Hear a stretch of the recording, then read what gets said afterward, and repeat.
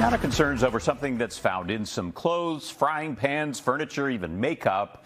They're known as forever chemicals, and they're also in some water supplies across our area. Scientists in our area are hoping people living in historically contaminated areas will donate their blood for new testing. And investigative reporter Danny Freeman shows us how one South Jersey town is dealing with its legacy of forever chemicals. Rhonda Sharper has been drinking only bottled water for nearly 10 years. I cook with it. I brush my teeth with it. Because ever since she learned the Paulsboro water was contaminated with so-called forever chemicals, she doesn't drink from the tap. I just don't feel safe. I don't know what's in the water. The tap water is now treated. The borough has removed the forever chemicals, but the legacy of the contamination remains. We're talking about PFAS. It's a group of chemicals that are used to make common heat-resistant or non-stick products. They're known as forever chemicals because they don't break down easily in the environment or in our bodies. The Centers for Disease Control says that exposure to high levels of certain PFAS chemicals can make people sick. Effects on the kidneys, the liver, the immune system. In animal studies, some evidence of cancer-causing ability. Dr. Robert Lombach is a medical doctor and professor at Rutgers University studying forever chemicals. He explained this South Jersey borough has a long history with one form of PFAS. Where levels of PFNA in the water here in Paulsboro were the highest ever recorded in drinking water. In 2014, Paulsboro shut down one of its wells because of elevated levels of certain forever chemicals in the water. Soon after, nearby chemicals company Solvay agreed to pay to treat the water in the community to get rid of the PFAS. Solvay declined our interview request, but told us the company paid to treat the water without any admission of liability for the contamination. Solvay said as of July 2021, it eliminated the use of all PFAS-based process aids at the nearby facility. Michael Reed is the borough's water and sewer superintendent.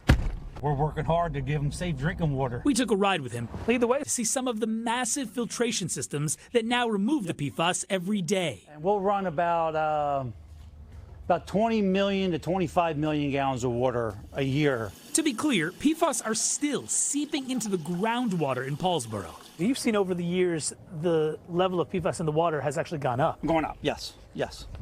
Yes, it's going up. But for 6 years now, Reed showed us the treated water coming out of the tap is forever chemical free. So I like to see 6 years of PFAS-free water that the public's drinking. Is it getting better in the blood? Maybe we should talk. And that's just one of the questions Dr. Lombach is currently working to answer. How many active churches are there? With a team of volunteers and scientists, Dr. Lombach is hoping to convince 1,300 Paulsboro residents to donate their blood for a new PFAS study. The goal is to better understand the long-term health effects of having forever chemicals in your body. People want to know, well, I've been exposed, perhaps for sometimes decades, and now it's been discovered that I've been exposed to this. What can I do now to reduce my risk? And that's where we come up a little bit short right now. And it's not just Paulsboro. This study is part of a nationwide effort by the CDC to research communities with historic high levels of PFAS, including Pennsylvania's Horsham Township in Bucks County. The data could help inform environmental regulations of the chemicals. The work that you do in Paulsboro hopefully can influence decision makers all over the country. Yeah, that's what we hope, that, that folks here in Paulsboro are going to be contributing, to this knowledge that's going to really help everyone. Last week, Rhonda decided to donate her blood to the study to understand what may be in her own body. I wanted to know. That's why I did the study. I wanted to know if anything was different in my blood. All right, so both studies in Paulsboro and Horsham are going on right now, and the researchers desperately need people to sign up. So adults can get up to $50 for donating their blood, and children can receive up to $75. Now, I should add, in 2020, Solvay, the company we mentioned there, they filed a lawsuit against a different refining company in Paulsboro, saying that company is the cause of the PFAS contamination.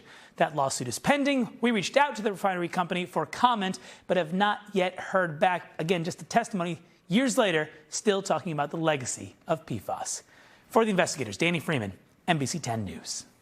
All right, Danny, thank you. And this was only part of the NBC 10 investigators' deep dive into forever chemicals. You can watch all 4 parts on the free NBC 10 app or NBC10.com/investigators.